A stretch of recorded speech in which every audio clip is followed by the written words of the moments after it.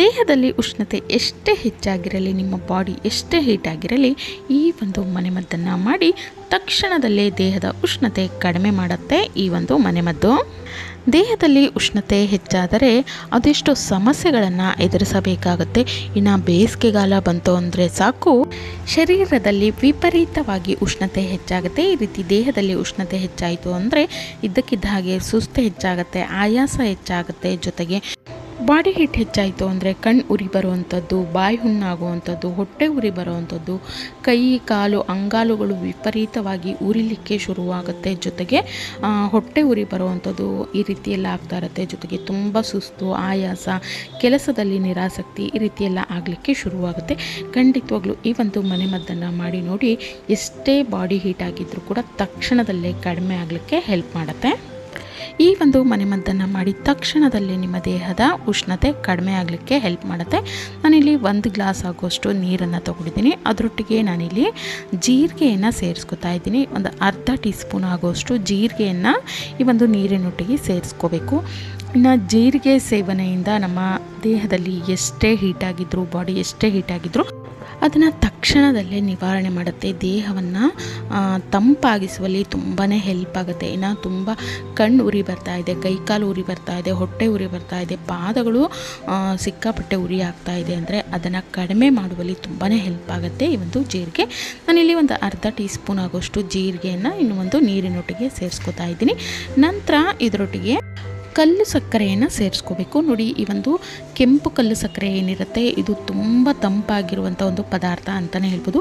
ಇದರ ಸೇವನೆಯಿಂದ ನಮ್ಮ ದೇಹ ತುಂಬಾ ತಂಪಾಗಲಿಕ್ಕೆ ಶುರುವಾಗುತ್ತೆ. ನಾನಿಲ್ಲಿ ಈ ಒಂದು ಕೆಂಪು ಕಲ್ಲು ಸಕ್ಕರೆ ಏನಿದೆ ಅದನ್ನು ಈ ರೀತಿ ಕುಟ್ಟಿ ಪುಡಿ ಮಾಡಿ ತೊಗೊಂಡಿದ್ದೀನಿ. 1 ಟೀ ಸ್ಪೂನ್ ಆದರೆ ಸಾಕಾಗುತ್ತೆ. ಅಥವಾ ಬಿಳಿ ಕಲ್ಲು ಸಕ್ಕರೆ ಕೂಡ ಸಿಗುತ್ತೆ, ಅದನ್ನು ಕೂಡ ನೀವಿಲ್ಲಿ ಬಳಸ್ಕೋಬೋದು. ಆದರೆ ಕೆಂಪು ಕಲ್ಲು ಸಕ್ಕರೆ ದೇಹವನ್ನು ತುಂಬ ಬೇಗ ತಂಪಾಗಿಸಲು ತುಂಬಾ ಹೆಲ್ಪ್ ಆಗುತ್ತೆ. ಬಾಡಿ ತುಂಬ ಹೀಟ್ ಆಗಿದೆ ಅಂದರೆ ಖಂಡಿತವಾಗ್ಲೂ ಕೆಂಪು ಕಲ್ಲು ಸಕ್ಕರೆಯನ್ನು ಸೇವನೆ ಮಾಡ್ತಾ ಬರೋದ್ರಿಂದ ಬಾಡಿ ತುಂಬಾ ಕೂಲ್ ಆಗಲಿಕ್ಕೆ ಶುರುವಾಗುತ್ತೆ. ಜೊತೆಗೆ ಕಣ್ಣು ಉರಿ ಬರ್ತಾ ಇರುತ್ತೆ, ಕೈ ಕಾಲು ಉರಿ ಬರ್ತಾ ಇರುತ್ತೆ, ಅದನ್ನು ಕಡಿಮೆ ಮಾಡ್ಕೊಳ್ಳೋದಕ್ಕೆ ತುಂಬಾ ಒಳ್ಳೆಯದು ಈ ಒಂದು ಕೆಂಪು ಕಲ್ಲು ಸಕ್ಕರೆ ಅಂತಲೇ ಹೇಳ್ಬೋದು. ನೋಡಿ, ನಾನು ಜೀರಿಗೆ ಮತ್ತು ಒಂದು ಕಲ್ಲು ಸಕ್ಕರೆ ಏನು ಸೇರಿಸ್ಕೊಂಡಿದ್ದೀನಿ ಎರಡನ್ನೂ ನೀರಲ್ಲಿ ನೀಟಾಗಿ ಮಿಕ್ಸ್ ಮಾಡ್ಕೋಬೇಕು. ನಾನಿಲ್ಲಿ ಬಿಸಿ ನೀರನ್ನು ಬಳಸಿಲ್ಲ, ತಣ್ಣಗಿರೋವಂಥ ನೀರನ್ನೇ ತೊಗೊಂಡಿದ್ದೀನಿ, ಮಾಮೂಲಿ ಕುಡಿಯೋವಂಥ ನೀರು. ಈ 2 ಪದಾರ್ಥಗಳನ್ನು ಹಾಕಿಬಿಟ್ಟು ಒಂದು ಅರ್ಧ ಮುಕ್ಕಾಲು ಗಂಟೆಗಳ ಕಾಲ ನೆನೆಸಿಟ್ಕೋಬೇಕು. ಅಥವಾ ರಾತ್ರಿ ಸಮಯದಲ್ಲಿ ನೆನೆಸ್ಕೊಂಡು ಬೆಳಗ್ಗೆ ಕುಡಿತೀವಿ ಅಂದರೆ ಆ ರೀತಿ ಕೂಡ ಮಾಡ್ಕೋಬೋದು. ಇಲ್ಲ ಒಂದು ಅರ್ಧ ಮುಕ್ಕಾಲು ಗಂಟೆಗಳ ಕಾಲನಾದರೂ ನೆನೆಸಿಟ್ಕೊಂಡು ನಂತರ ಆ ಒಂದು ಜೀರಿಗೆ ನೀರು ಏನು ಬರುತ್ತಲ್ಲ ಅದನ್ನು ಕುಡಿಬೇಕಾಗತ್ತೆ. ನಾವು ಶೋಧಿಸ್ಕೊಂಡು ಜೀರಿಗೆ ಸಂಪೂರ್ಣವಾಗಿ ಶೋಧಿಸ್ಬಿಟ್ಟು ಆ ಒಂದು ನೀರನ್ನು ನಾವು ದಿನಕ್ಕೆ 2 ಲೋಟದಷ್ಟು ನೀರನ್ನು ಕುಡಿತಾ ಬರೋದ್ರಿಂದ ಖಂಡಿತವಾಗ್ಲೂ ದೇಹದ ಉಷ್ಣತೆಯನ್ನು ಕಡಿಮೆ ಮಾಡಲಿಕ್ಕೆ, ಅದರ ಒಂದು ಪ್ರಮಾಣವನ್ನು ತಗ್ಗಿಸಲಿಕ್ಕೆ ತುಂಬಾ ಹೆಲ್ಪ್ ಆಗುತ್ತೆ ಈ ಒಂದು ಜೀರಿಗೆ ನೀರು. ಇದರ ಜೊತೆಗೆ ನಾವು 2ನೇ ಮನೆಮದ್ದನ್ನು ಯಾವ ರೀತಿಯಾಗಿ ಮಾಡ್ಕೊಳ್ಳೋದು ಅಂತ ಹೇಳಿ ನೋಡ್ತಾ ಹೋಗೋಣ.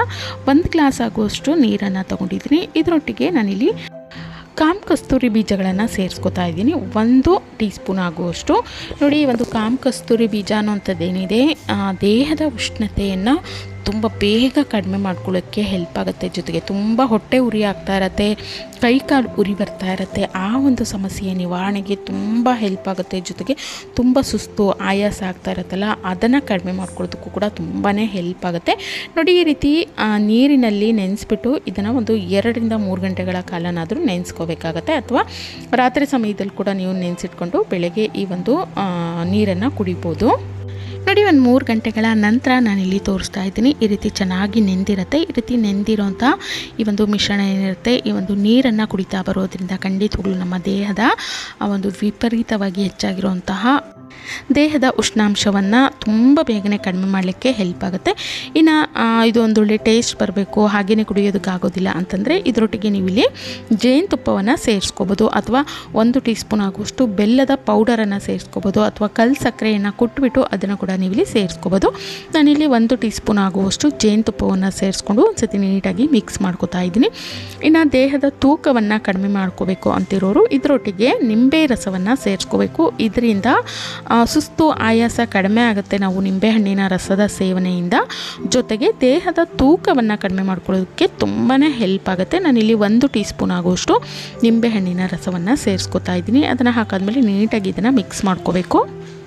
ಈ ಒಂದು ನೀರನ್ನು ಕೂಡ ನಾವು ಪ್ರತಿದಿನ ಕುಡಿತಾ ಬರೋದರಿಂದ ದೇಹದ ಉಷ್ಣಾಂಶವನ್ನು ತುಂಬ ಬೇಗ ಕಡಿಮೆ ಮಾಡಲಿಕ್ಕೆ ಹೆಲ್ಪ್ ಆಗುತ್ತೆ. ಇನ್ನು ತುಂಬ ಸುಸ್ತು ಆಯಾಸ ಆಗ್ತಾ ಇರುತ್ತಲ್ಲ, ಆ ಒಂದು ಸಮಸ್ಯೆಯ ನಿವಾರಣೆಗೂ ಕೂಡ ತುಂಬಾ ಹೆಲ್ಪ್ ಆಗುತ್ತೆ.